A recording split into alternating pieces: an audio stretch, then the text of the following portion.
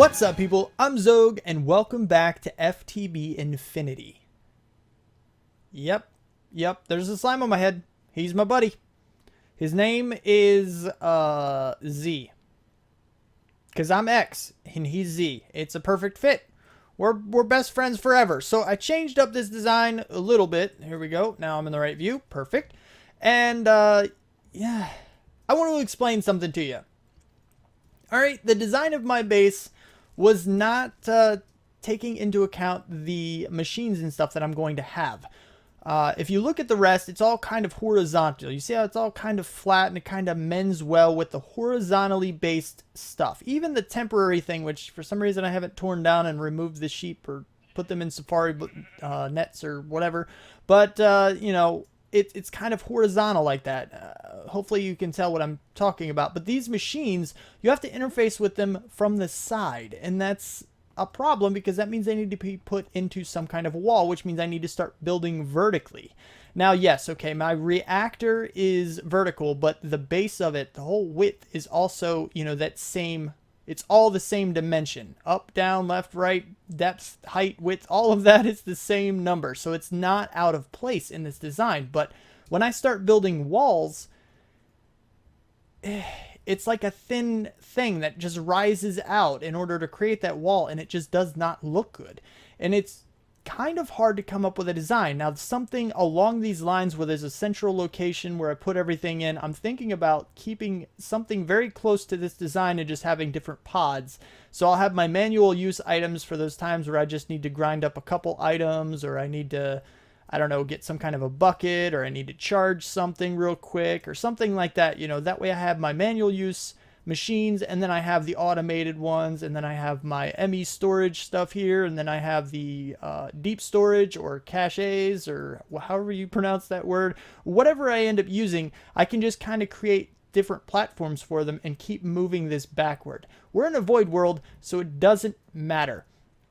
Side note, I was once asked how I got the sky to turn green. I figured it out. It rotates. It does have some sort of a cycle as far as the Ender star field goes. It does just kind of change color on its own. It's not something that I do. It's not something that I change. It's not like I'm creating new worlds every time or anything like that. It just changes on its own. It's kind of cool. Anyway, so that's kind of how this is going. And that's why the design is changing so much.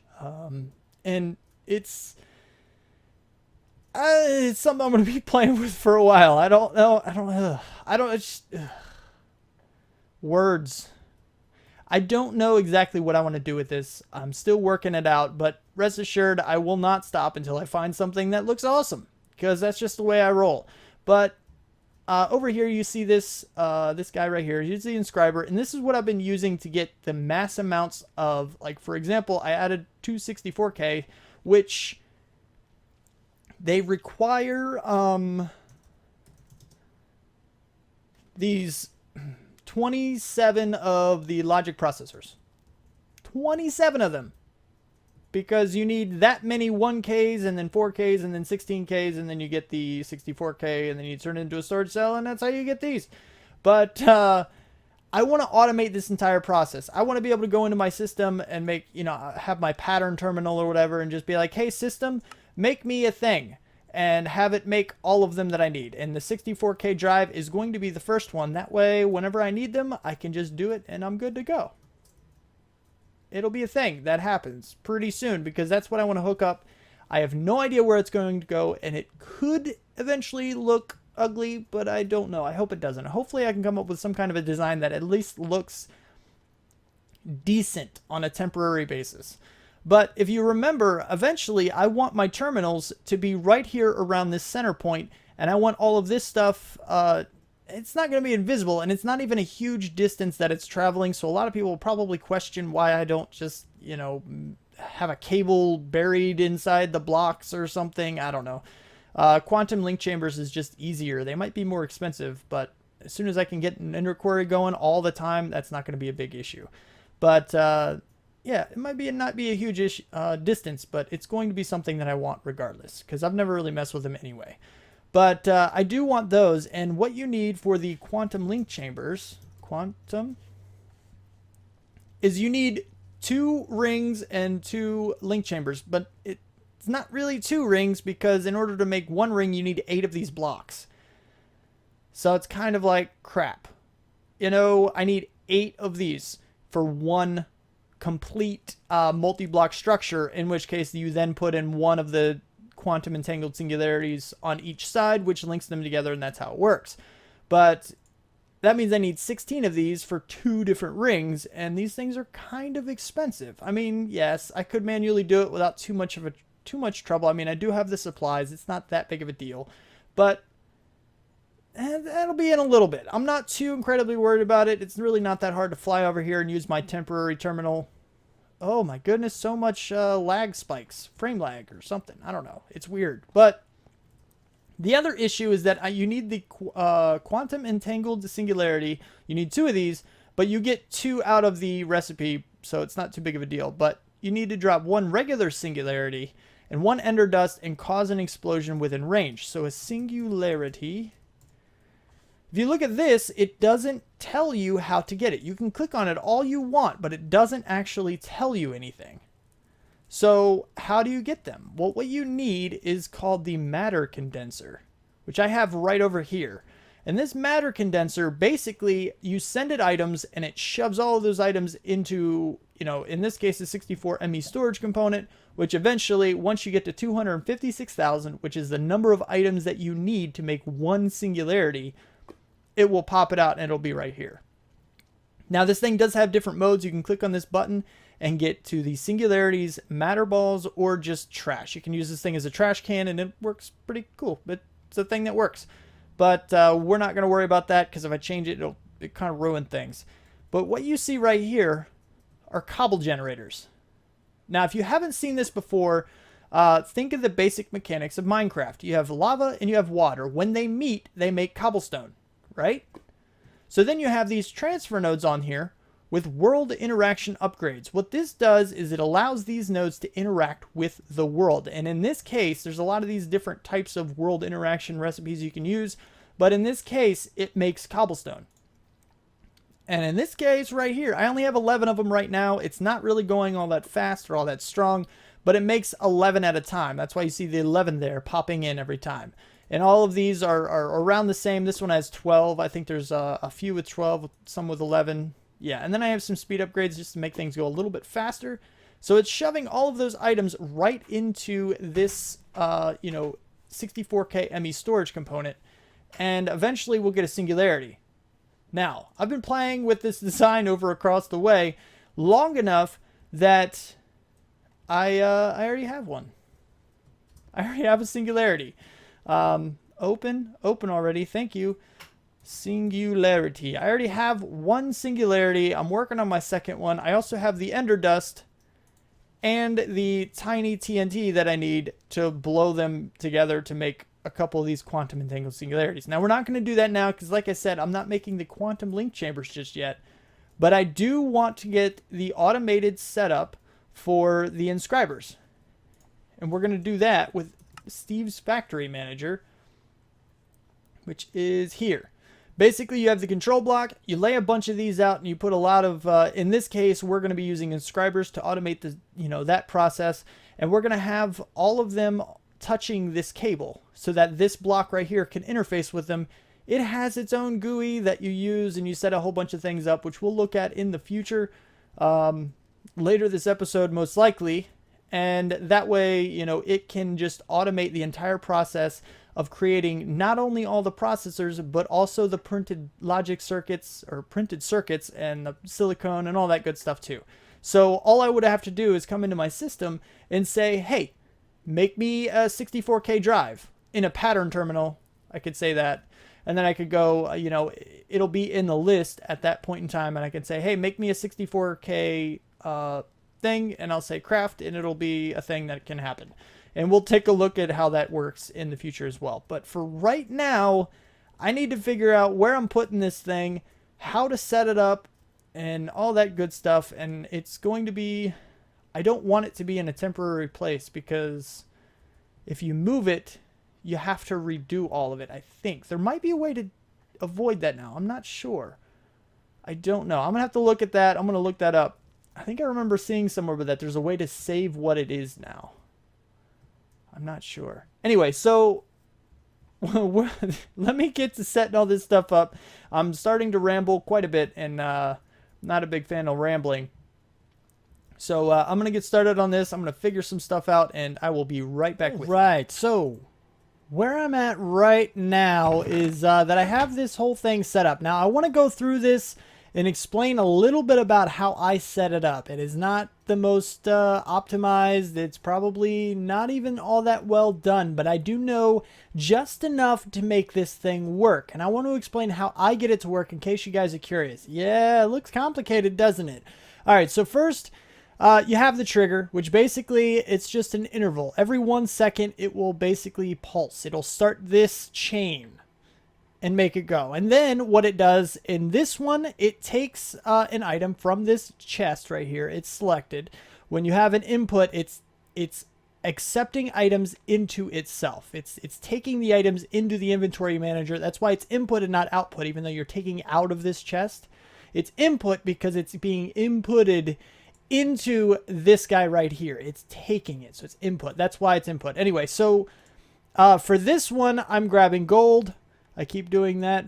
This one is diamond, you know, and then it goes over and it's the pure Certus quartz, and then you have the silicon,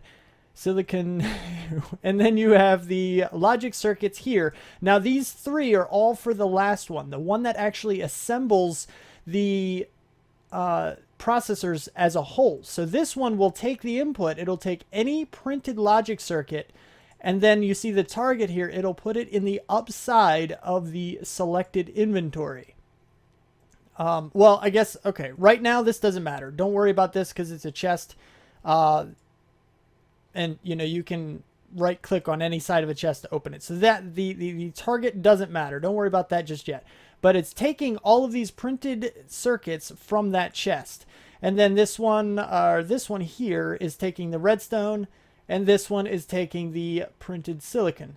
So then it outputs, meaning it's taking it from this and putting it into something else, which is why it's output. And then in this case, it's outputting the gold, you know, the same one. It's the same item all the way down. If you put, you know, in this case, it'd be diamond, you're outputting diamond. You take in whatever, you output whatever, you know, all that kind of a thing. Now, here's where the target matters. If you look at inventories, you see I have the inscriber selected, and I'm inserting it. It's activated. You see it says deactivate, activate the east side, which basically just means I'm putting it into the side of the block.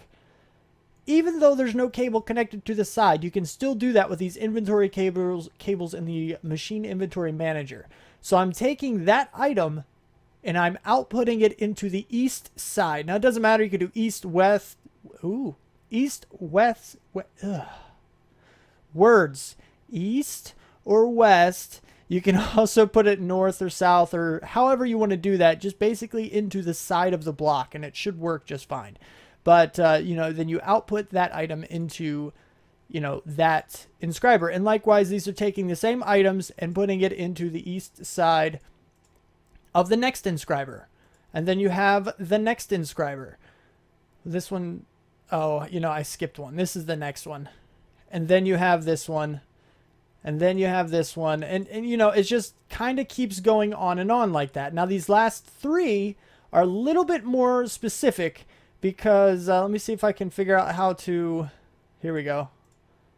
Like this. Okay, these last three right here, I'm outputting them. But if you look at the target, all of them are going to go into this last inscriber.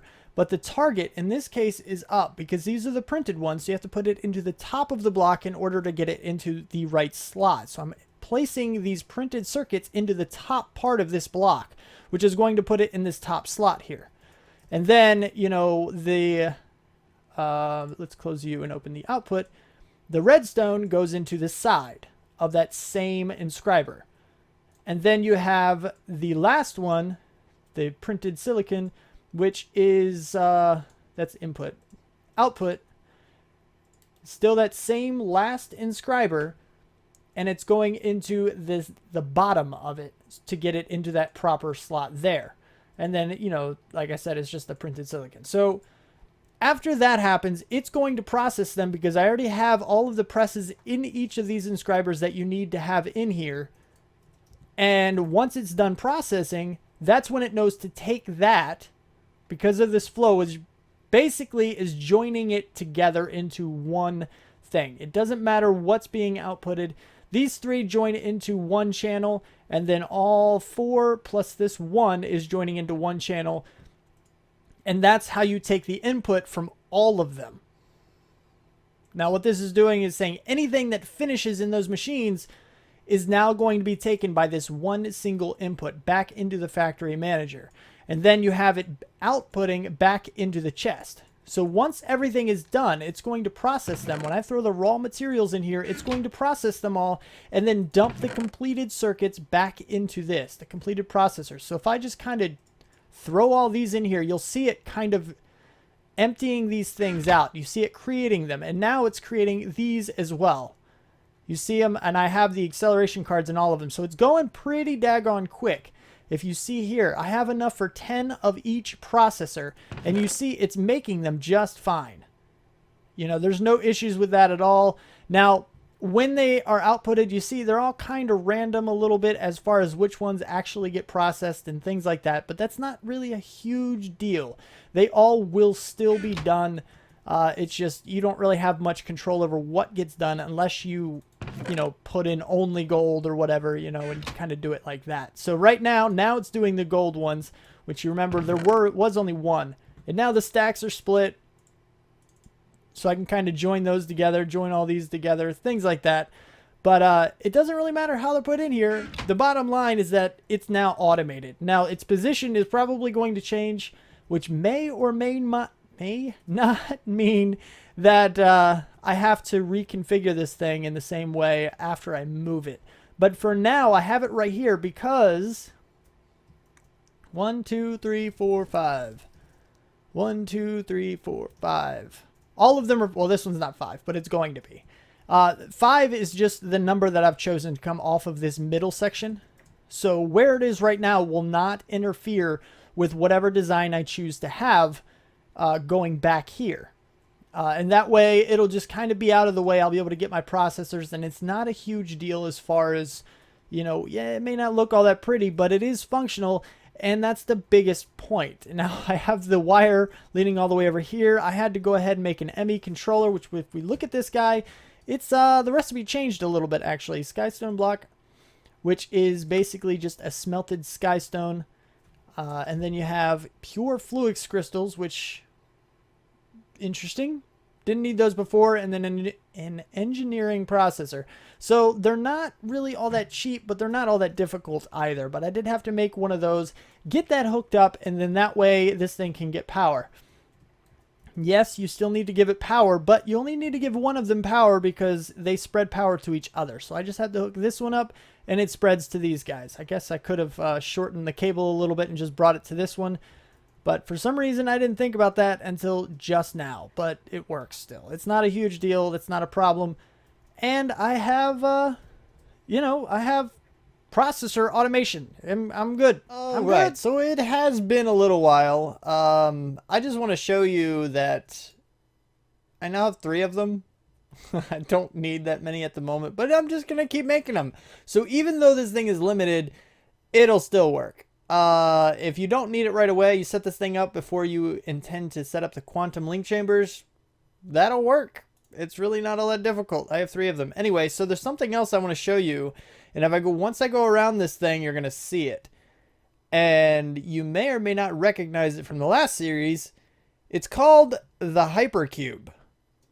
So I went ahead and just grind it out a little bit to go ahead and get all the supplies to make everything. Now I'll go ahead and run through all of these things. First of all, you have the interface here. Just a bunch of iron, some formation cores, which is logic processor, fluix dust, and Certus. And then you have the annihilation core, which is the same logic and fluix, and then some nether quartz. And you get a whole bunch of those guys, right? And then you have the ME controllers, which I already showed you once, but we'll go ahead and pop back in here just in case. You don't remember engineering processor, pure Fluix crystals, which you have to drop a Fluix seed made from Fluix dust and sand, and you have to make the Fluix crystals, grind them down into the dust, and it's kind of that long drawn out process. And then you have the assembly chambers. These guys, molecular assemblers, I mean, and quartz glass, more of the formation annihilation core, crafting table, and more iron. So really not all that expensive, but when you have a large quantity of them like this, it's kind of crazy. So we're going to do something just because I really want you to see it light up. All right, so this is going to make my system not really work anymore, but I want you to see it light up because it's really cool. I don't know, this is one of my favorite creations ever. Now, it's not really like, I don't know, it's not spectacular. It's more of just a design that I'm going to be reusing a lot because I really do like this thing quite a bit. But anyway, so let's go ahead and, no, we need you. Let's go and drop you guys down. First of all, we need the battery. As soon as I place this down, it's actually going to start populating things. So, do I have any regular blocks? I don't. Let's go get some regular blocks. Oh, right. My system is turned off. All right, let's just cheat real quick. All right. All right, let's see if I can. I don't think I can do this and actually have it work properly. I guess, well, no, that's not going to work. Put you there. I guess I didn't really even need the blocks, did I? Because I could have just done this. And then once I do this, it's going to turn this system on. Bam. That's lit up. It's all glowy and stuff. I mean, it's doing things. Let's put our blocks back that I didn't need at all, and I have no idea why I took them down. I'm just not smart enough to, you know, not use them. Anyway, so this thing is amazing. All right, the reason I like this thing so much is because it allows for quite a bit of automated crafting, auto crafting style. It also has all the ME controllers you will probably ever need. It's just great. Now, there is something I haven't put in here yet. I do have the elevator blocks, which allows me to come down inside. And the reason for that is because I put the, what are they called? Processing units, crafting, maybe?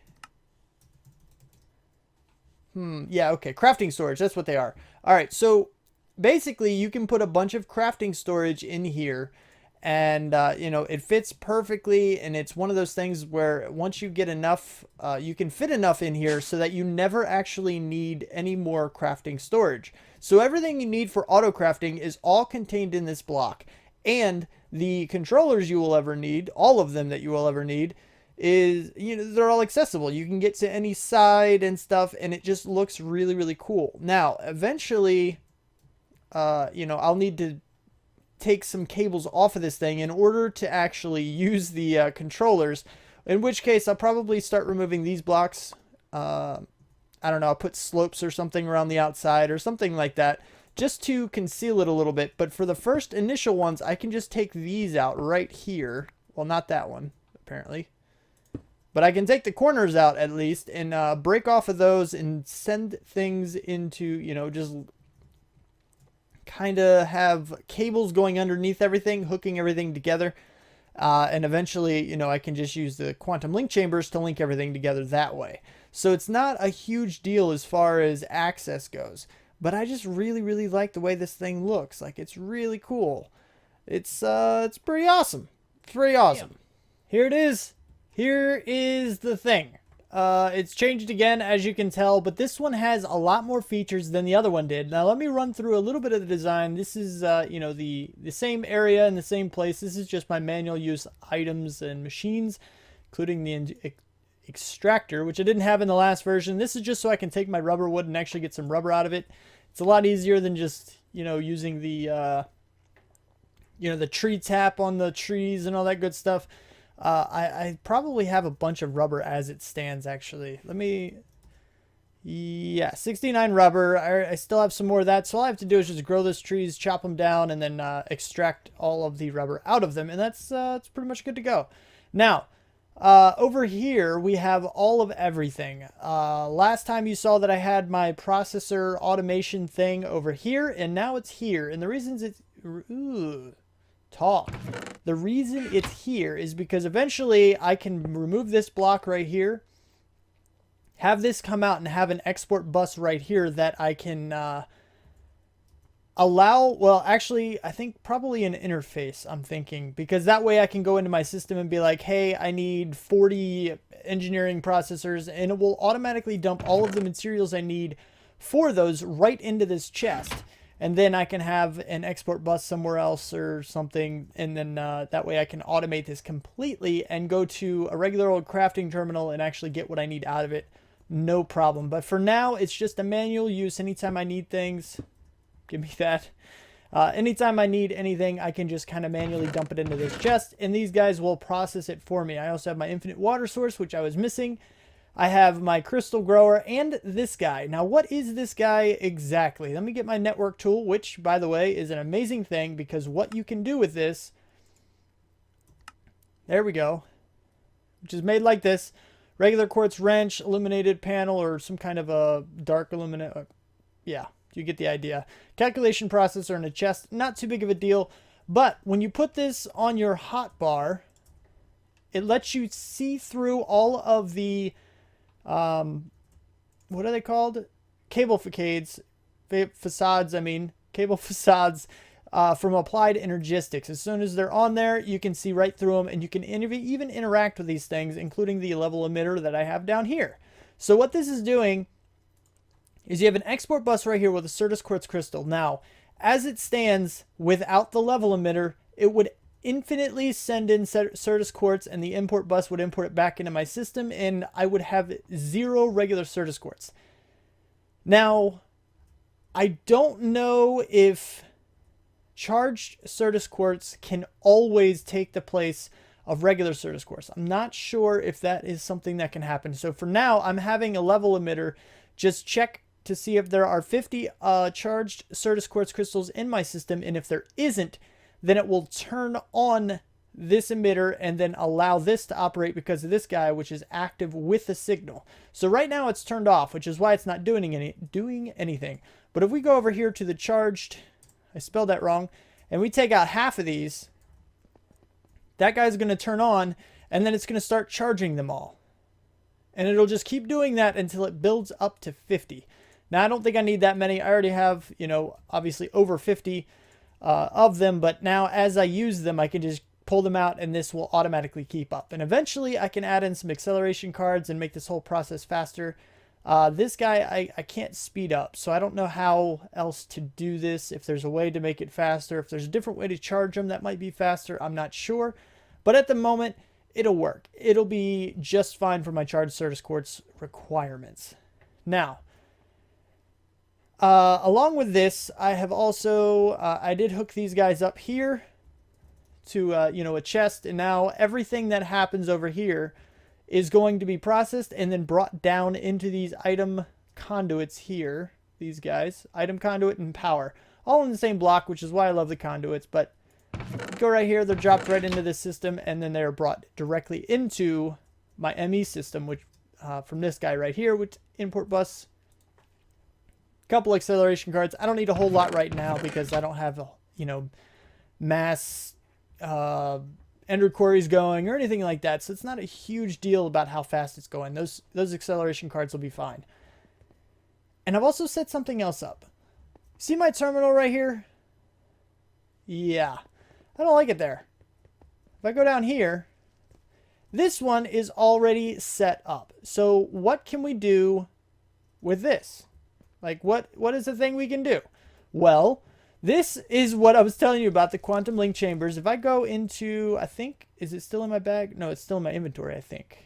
Yes, these guys right here. So what I can do with these guys is I can set up the other side, and we're going to put you right here, I believe.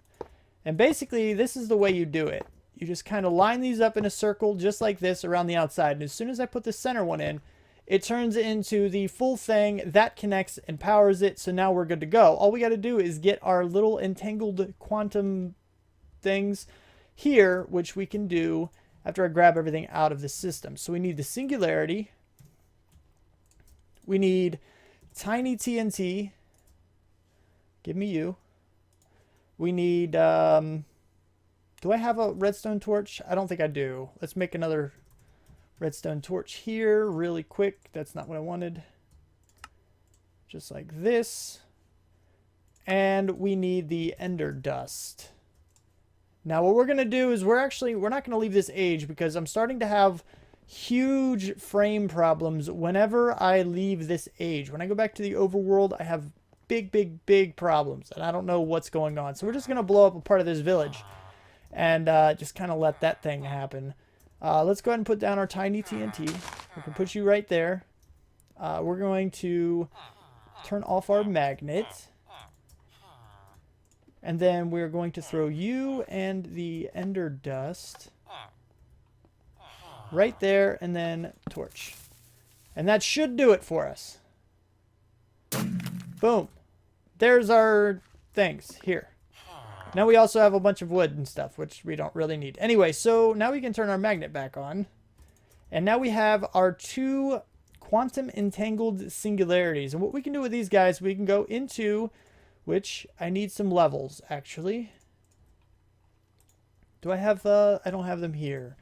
Let's see, XP, thank you. Give me one of you, or 2 of you, fine. And we'll just put you guys, I wonder if this would look good if they were like lined here and I just kind of jump on top to dump all my experience into them. That'd be kind of cool, right? Maybe? Alright, let's just get a few levels for now. And we'll go to our anvil, put these guys in here, and we will do, what are we going to name you guys? 10 levels. Terminal relocation.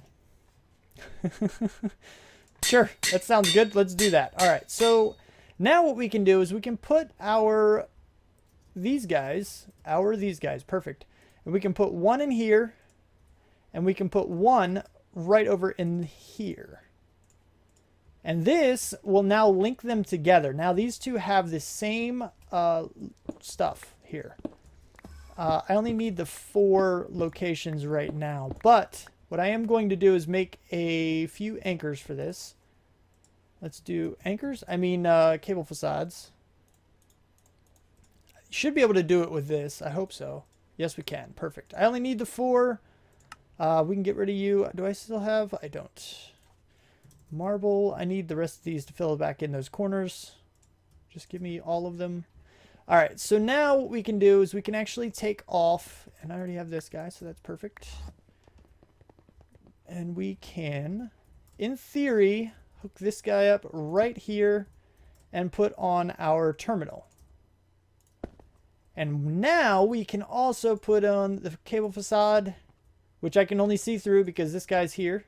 And then once we put these other ones here, sort of like this, we now have this. And we should... Ooh, power. What? Do you need power still? You shouldn't need power. This guy's receiving power just fine.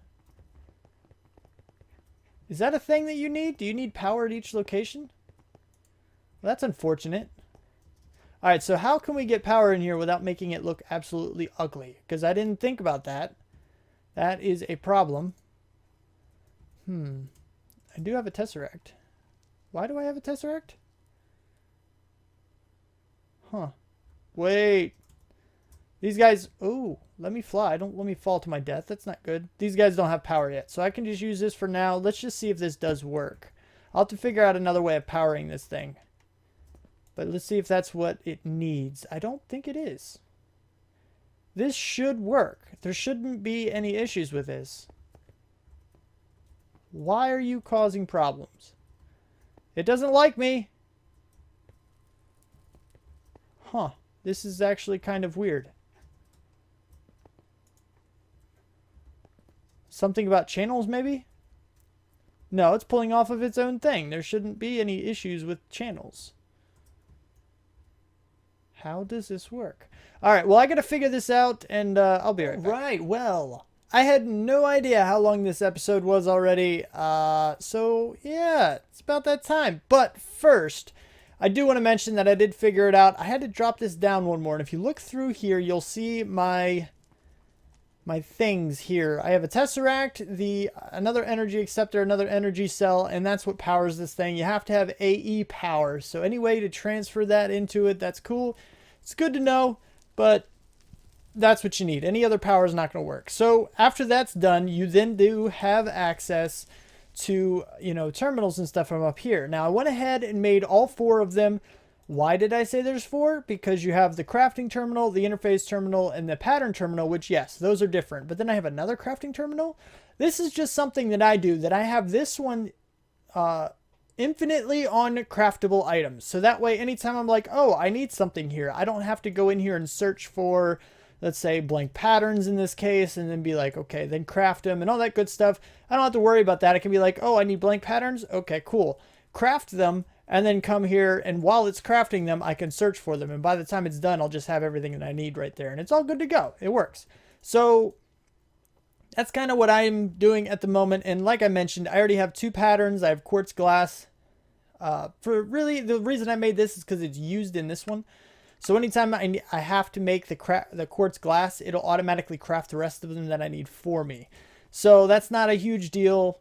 Everything here is good to go. Everything is set up, and we're good to go. I didn't mention that this is where my storage drives are going to go. Eventually, it'll circle around the whole thing, and it'll just kind of look cool. It'll all be filled with 64Ks, which off camera, I'll probably make a pattern for, and then see what I can't make with those to see how much we can fill this up. And then we can restart our quarry for a long, long time to come. And in the next episode, we may start working on a way to automate our yellowite creating and cyanite reprocessing stuff. So that way we don't have to worry about power anymore. It will be completely self-sufficient so long as we don't run out of storage space for the yellorium that we're looking for. But that is about all I have time for this episode. So if you like the episode, click that like button. If you want to see more, you want my videos sent directly to you, then don't forget to subscribe. Comment, favorite, share if you feel like you want to. Thanks so much for watching, and I will see you next time. Bye.